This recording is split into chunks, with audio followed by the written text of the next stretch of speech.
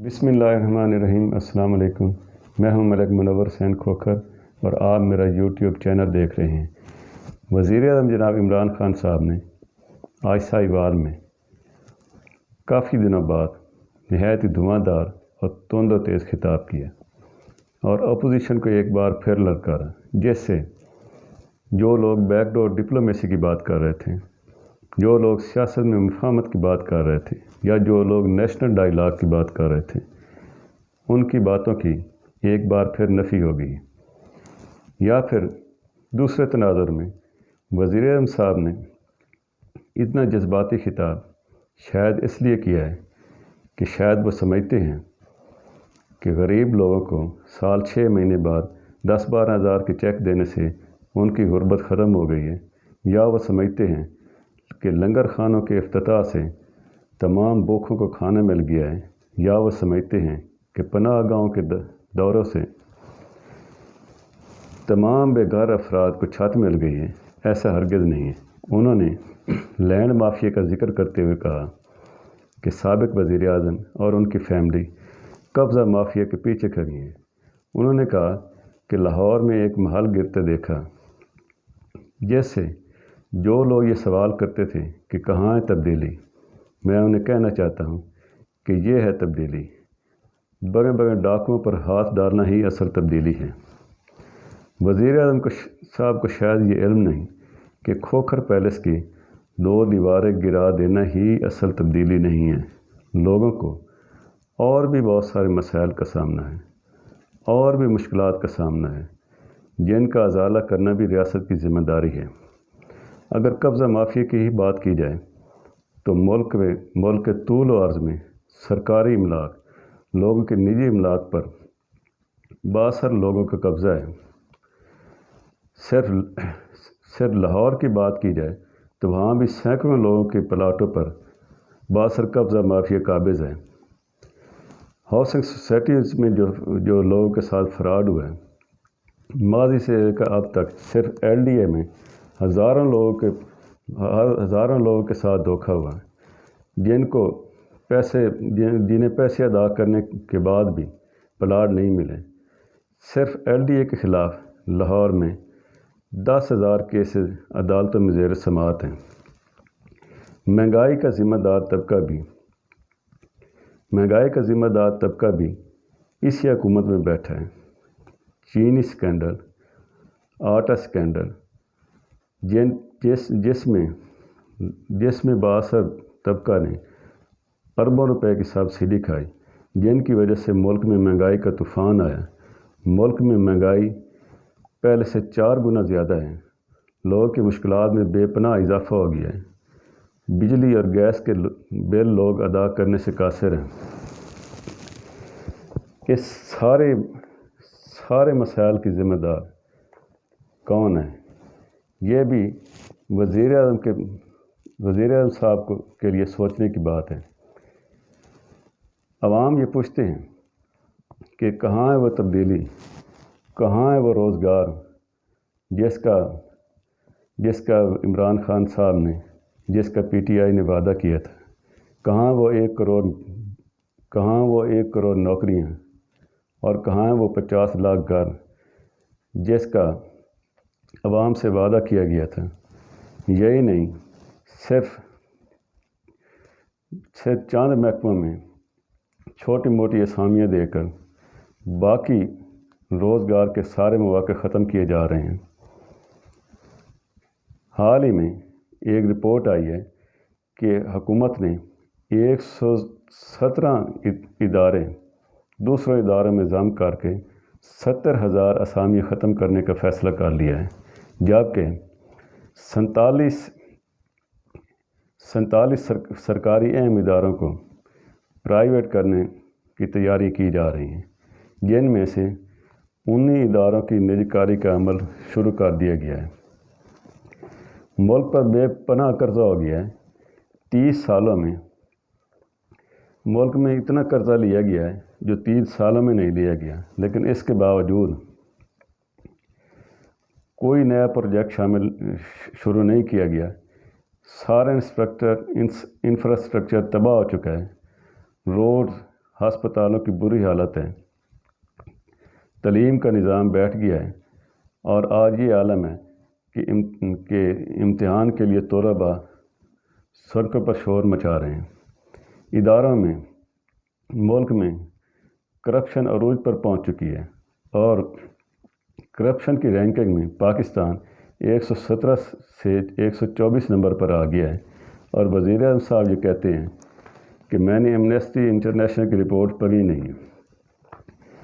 انہوں نے اپنے خطاب میں آئی جی پنجاب اور وزیر اعلیٰ پنجاب عثمان بزدار صاحب کو لاہور آپریشن پر مبارکباد اور شاباش دی، اور یہ کہا کہ عثمان بزدار صاحب شریفانہ طرز طبیعت رکھتے ہیں، وہ 40 گاڑیوں کا پروٹوکول نہیں لیتے۔ یہ بات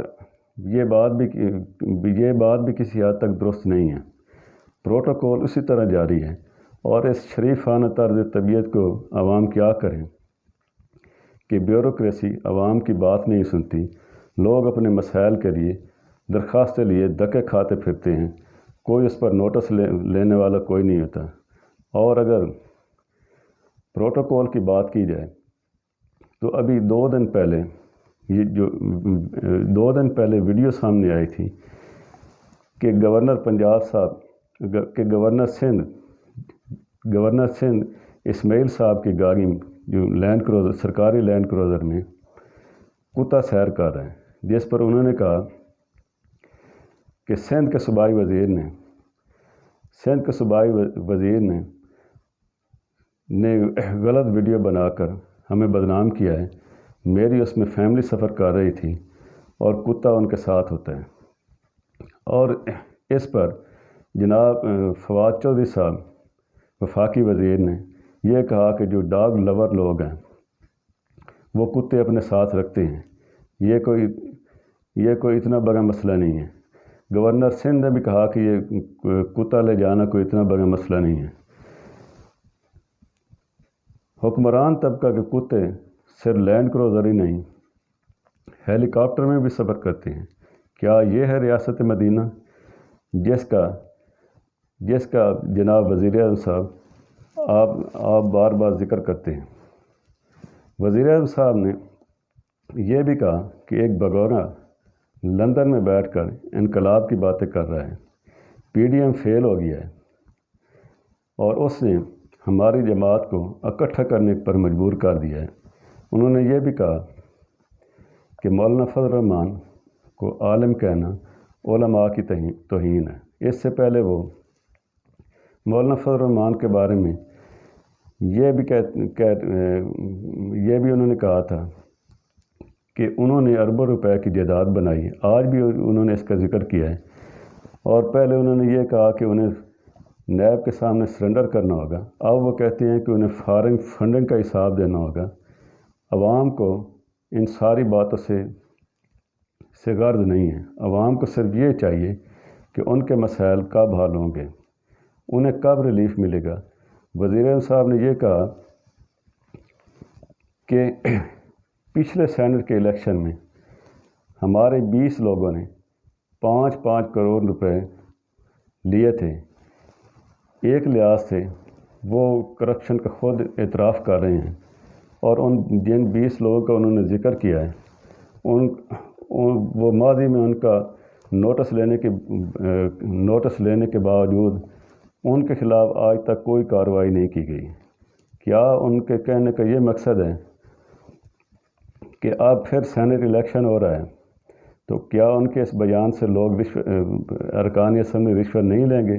حالانکہ پی ٹی آئی کے لوگوں کو سینٹ الیکشن میں ایک بار پھر جناب جہانگیر ترین صاحب کی یاد ستانے لگی ہے، اور انہوں نے 2 روز پہلے پارلیمانی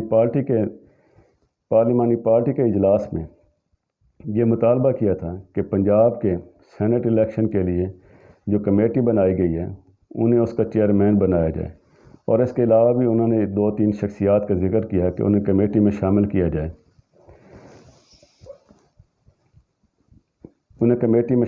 جائے۔ تو آخر انہوں نے ایسا مطالبہ کیوں کیا ہے؟ کیا وزیر اعظم صاحب نے پرویز الہی کو جو ٹاسک دیا ہے سینٹ الیکشن کے لیے، کیا وہ اس لیے دیا ہے کہ انہیں خوف ہے کہ لوگ پیسے لے کر دوسری پارٹی کو ووٹ نہ دے دیں، اور انہیں یہ ٹارگٹ دیا گیا ہے اسپیکر پنجاب اسمبلی جناب چودھری پرویز الہی صاحب کو کہ وہ کسی طریقے سے سینٹ کی تمام سیٹیں بلا مقابلہ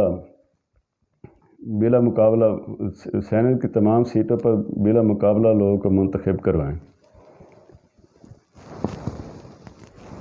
آخر حکومت کو ایسا کیا خطرہ ہے کہ وہ سینٹ کا الیکشن شو آف ہینڈ کے ذریعے کرانا چاہتی ہے، جس کے لیے انہوں نے سپریم کورٹ میں ریفرنس دائر کرایا، جس کے لیے قانون سازی کی کوشش کی جا رہی ہے، جس کے لیے اپوزیشن سے کہا جا رہا ہے کہ وہ اس کے سلسلے میں قانون سازی میں تعاون کریں۔ عوام کو ان ساری باتوں سے کوئی غرض نہیں ہے۔ وزیر اعظم صاحب کو آپ کو 20 یا 30 سالوں کا وقت نہیں ملے گا، جس کا آپ 2-3 مرتبہ ذکر کر چکے ہیں۔ عوام اپنے مسائل کا حل چاہتے ہیں، عوام کو سہولیات